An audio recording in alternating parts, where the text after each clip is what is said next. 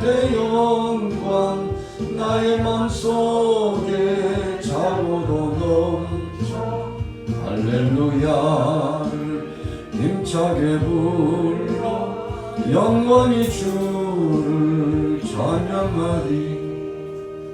캄캄한 밤에 아닐지라도 주께서 나의 길 되시고 나에게 밝은 빛이 되시니 길 잃어버릴 염려 없네.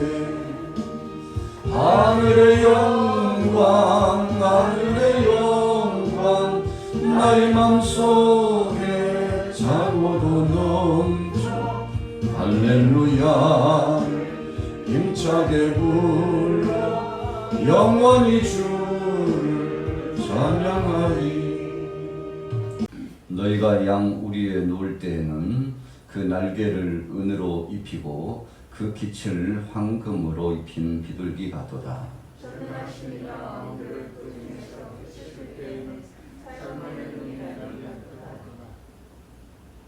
바산의 산은 하나님의 산이며 바산의 산은 높은 산이로다.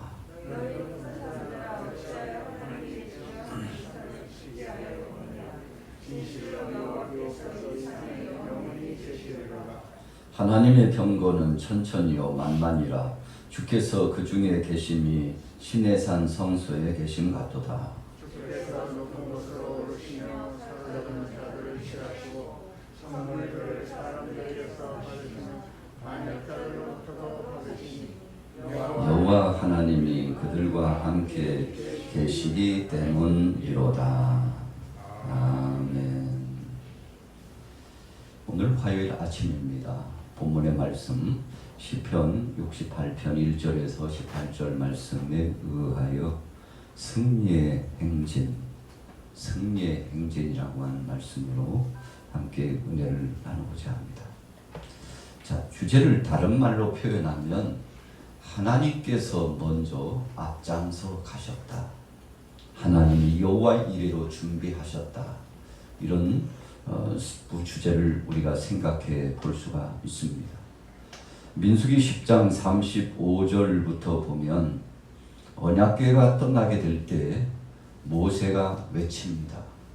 뭐라고 외칩니까? 여호와여 일어나사 주의 대적들을 흩으시고 주를 미워하는 자가 주 앞에 도망하게 하소서. 여러분, 언약궤가 떠난다고 하는 것은 새로운 출발입니다.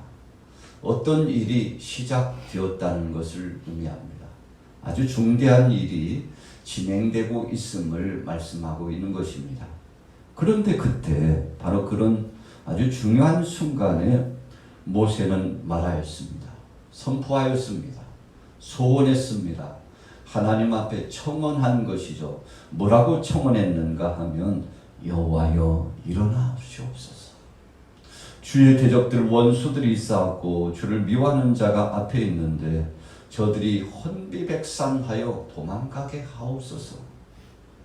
여러분, 다른 의미로 재해석해 보면 하나님께서 대신 싸워 주실 줄로 믿습니다. 우리가 말고 하나님이 하실 줄로 믿습니다. 우리는 연약한 자요, 우리는 병약하고 마음이 유약한 자요, 정신적으로나 육체적, 영적으로 심히 쇠약한 어린 양과 같은 자인데 하나님께서 오늘 이 성읍의 역사의 현장에 먼저 앞장서 주시고 이 환난의 때, 이 공공함 속에서 하나님이 대신 싸워 적들을 물리쳐 주실 줄로 믿습니다. 여러분, 이런 소망과 마음속의 다짐을 가지고서 나아갈 수 있었다는 것입니다. 그래서 지도자 모세는 막중한 사명이 있었습니다. 그래서 백성들의 귀에 들려지게 하는 것입니다. 하나님, 그 전능하신 하나님이 오늘 싸워주실 것이니 언약궤가 떠날 때 모든 백성들을 향하여 선포합니다. 그 귀에 들리게 합니다.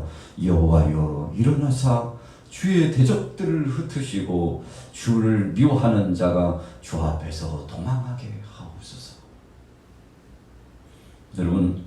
일어나서 길을 가고 있는 백성들이 적지 않게 두려움도 있었을 것입니다.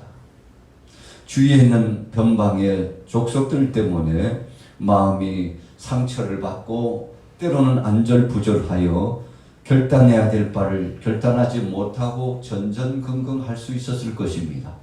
그런데 좌충우돌할 수 있는 그 상황 속에 이런 선포적인 말씀은 백성들에게 큰 힘을 불러넣어 줄 수 있는 말씀입니다. 그래서 오늘 시편 68편 1절을 출발하면서 시편 기자는 언약궤가 떠날 때 지도자 모세가 선포했던 대단원의 말씀을 다시 한번 활용하고 선포하고자 했던 것입니다. 여러분, 하나님은 고아의 아버지십니다. 과부의 재판장이시라고 했습니다. 시대적으로 가장 약한, 연약하고 그래서 어려움을 많이 봉착당했던 사람들을 대상으로 해서 말씀을 전해주고 있는 것이죠. 어찌 보면 우리는 약한 자입니다. 강한 자 같으나 약한 자요, 모든 것이 다 준비된 자 같으나 준비되지 못한 자일 수 있다는 것입니다. 여러분, 그래서 우리 자신의 형편과 처지를 우리가 잘 인식하는 것이 좋습니다. 나 자신을 알 뿐만 아니라 상대 적을 아는 것이죠. 전쟁에서 승리하는 비결입니다. 나도 파악하고 우리 자신들도 파악하고 아군도 파악하고 상대 적군도, 우리가 늘 만나고 있는, 우리와 함께 동반하여 생활하고 있는 당사자인 상대에 대해서도 우리가 알고 이해하고 배려하고 함께 할 수 있는 마음 자세를 갖게 될 때 우리는 행복한 삶을 살 수 있는 것과 같은 것이죠. 자, 2절에 어떻게 말씀하고 있습니까? 연기가 불려가듯이 그들을 몰아내소서. 불 앞에서 미리 녹음같이 악인이 하나님 앞에서 망하게 하소서. 여러분, 계속적으로 하나님 앞에 청원하고 있습니다. 도울 힘은 여호와께로부터 나온다는 것을 믿고 있기 때문에 그렇습니다.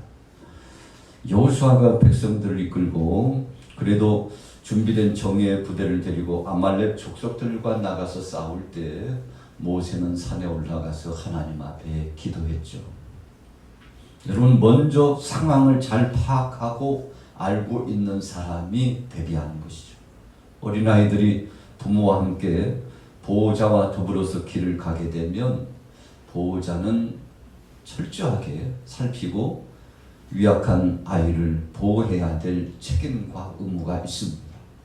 여러분, 그래서 자신의 길도 가지만 아이가 가는 길목을 잘 살펴줍니다.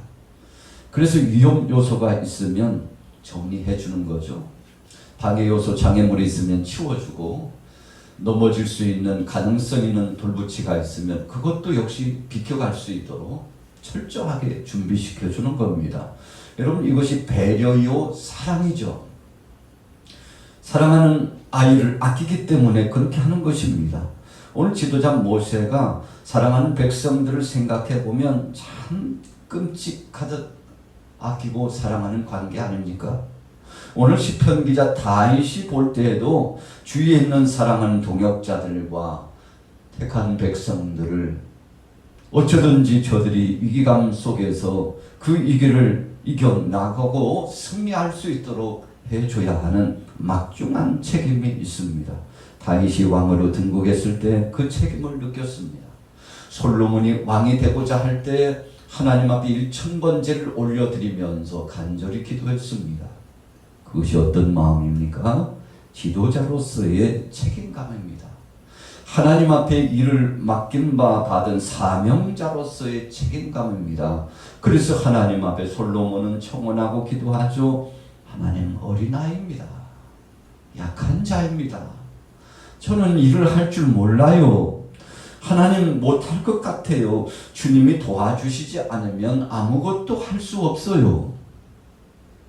여러분, 그래서 지혜서예를 정리하고 말씀을 전했던 솔로몬이 정리한 내용의 책을 보게 되면 우리가 감탄사를 바라지 않습니까? 지혜의 책 잠언서 또 아거사의 말씀, 이 말씀들을 보면 통일된 결론 한 가지가 있습니다. 그 결론은 하나님이 하실 것이라는 거죠. 우리는 안개와 같고 이슬과 같은 연약한 존재라는 것입니다. 잠시 왔다 사라지는 안개와 같은 존재, 나그네 인생이라는 사실을 계속 고백하고 있습니다. 여러분, 그래서 해 아래 새 것이 없고 이 땅에서 하나님을 뛰어넘을 수 있는 자는 없으며 우리 인생은 잠시 왔다가는 연약한 자, 아침 이슬과 같은 존재요, 바람 같고 티끌과 같은 존재니 참 세상에 우리가 한 일을 보니까 허무하다. 인생 참 무상하고 허무하다. 그렇게 고백했어요. 그리고는 하나님의 영광을 드러냈죠. 여러분, 이렇게 고백했던 솔로몬에게 하나님께서 얼마나 귀하고 보배로운 것들을 허락하여 주셨습니까? 그래서 우리는 하나님 앞에 부르짖어 기도할 때 기도하기 전에 먼저 알고 준비해 주시는 하나님을 생각해야 합니다. 여러분, 그래서 기도할 때 우리 마음이 평화가 찾아와요.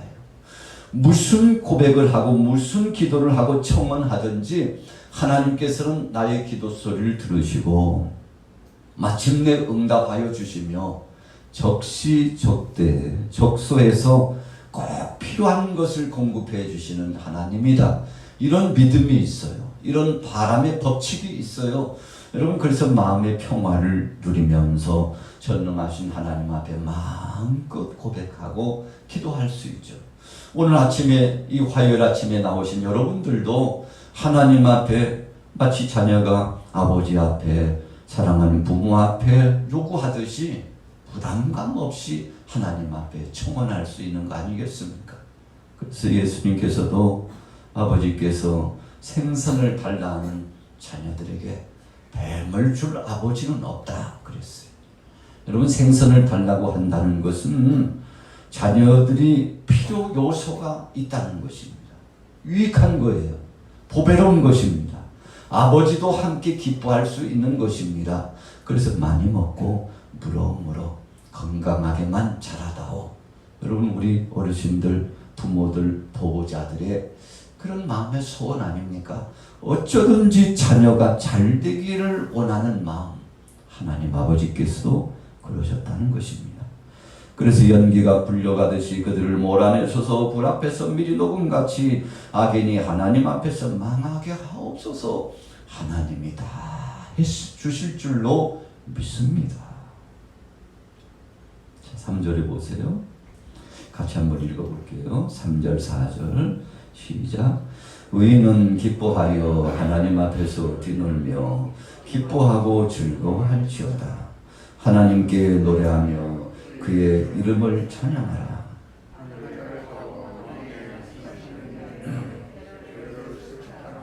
그의 이름은 여호와시니 그의 앞에서 뛰놀지어다. 아멘.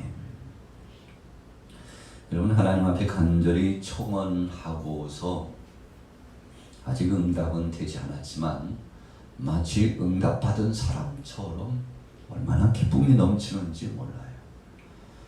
둘째 아들 탕자가 아버지 집에 온 것만 해도 안도의 한숨을 쉬어요.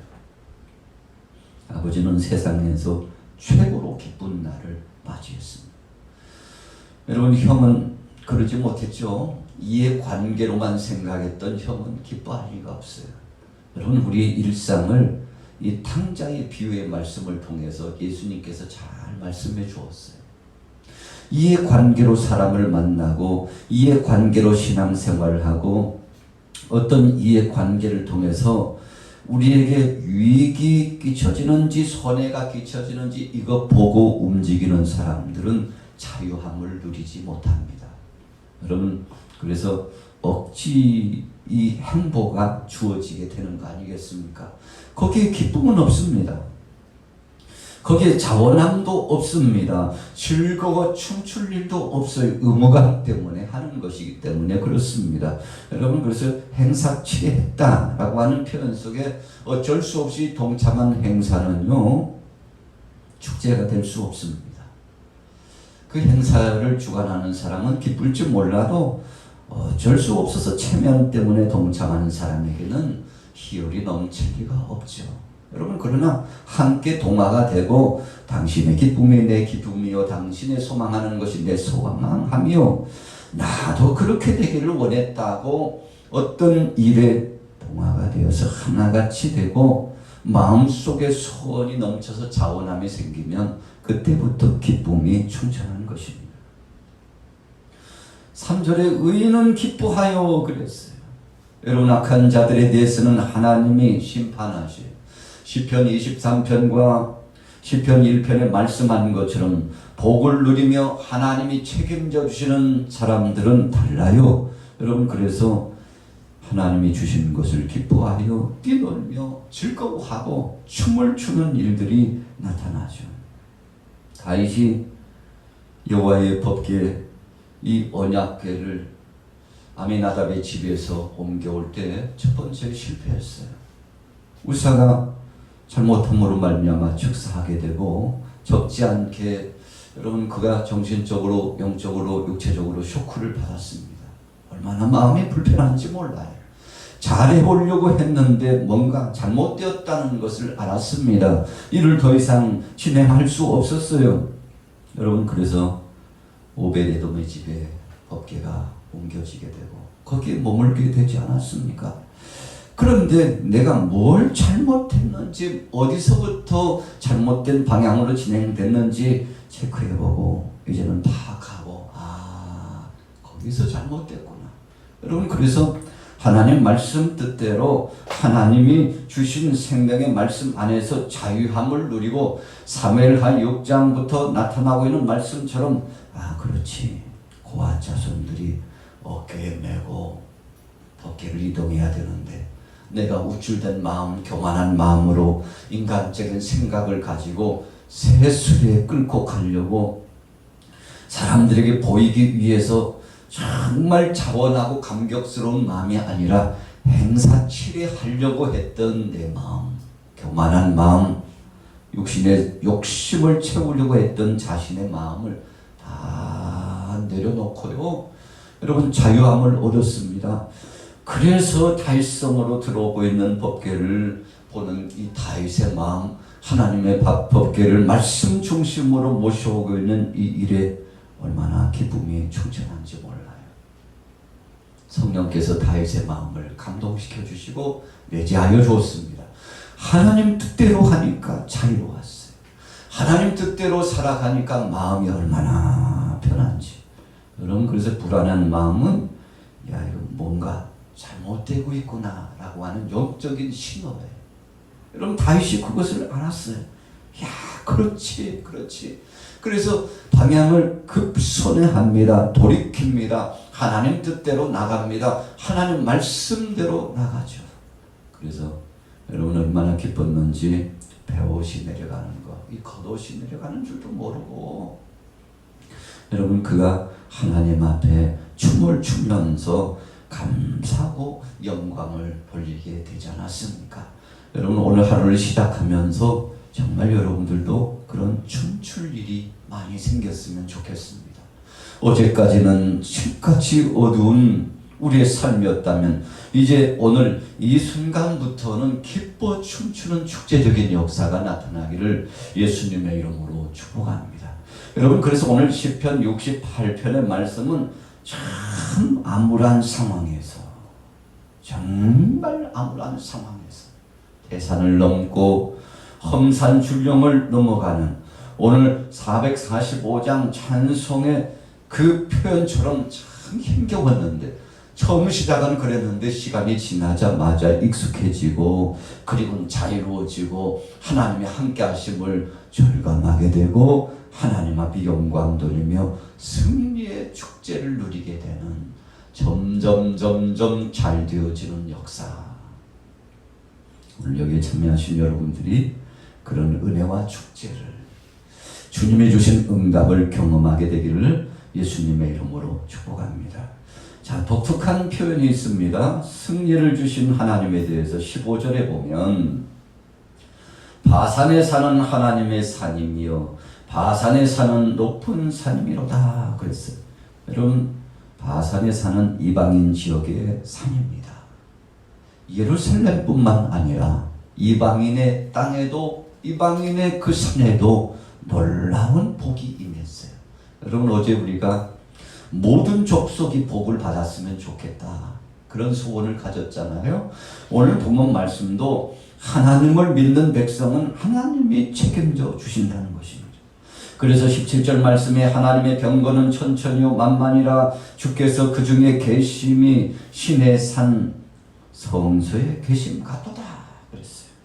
자, 18절에는 주께서 높은 곳으로 오르시며 사로잡은 자들을 취하시고 선물들을 사람들에게서 받으시며 반역자들로부터 받으시니 여호와 하나님이 그들과 함께 계시기 때문이로다. 여러분, 하나님이 함께 주심으로 말미암아 모든 것들이 회복되었습니다. 오늘 아침에 참여하신 여러분들에게 신의 산의 역사뿐만 아니라 바산의 산에서도, 우리 가정뿐만 아니라 우리 동네, 이 나라뿐만 아니라 세계 모든 족속들이, 내일뿐만 아니라 사랑하는 동역자의 가정과 생업도 복을 누리게 하옵소서. 여러분, 그래서 우리 크리스찬들은요, 이 마음이 신의 성품이에요. 거룩한 성품이에요. 아버지를 닮은 성품이에요. 그래서 나뿐만 아니라 주위 사람들도 잘 되기를 원하는 후덕한 마음. 그래서 어려울 때일수록 우리 가정도 돌아보지만 이웃도 함께 챙기는 이런 후덕한 마음이 오늘 우리에게 충만하시고 승리의 행전을 이루게 되시기를 예수님의 이름으로 축원합니다. 주께 왔사오니 복 주옵소서. 나 주께 왔으니 복 주시옵소서.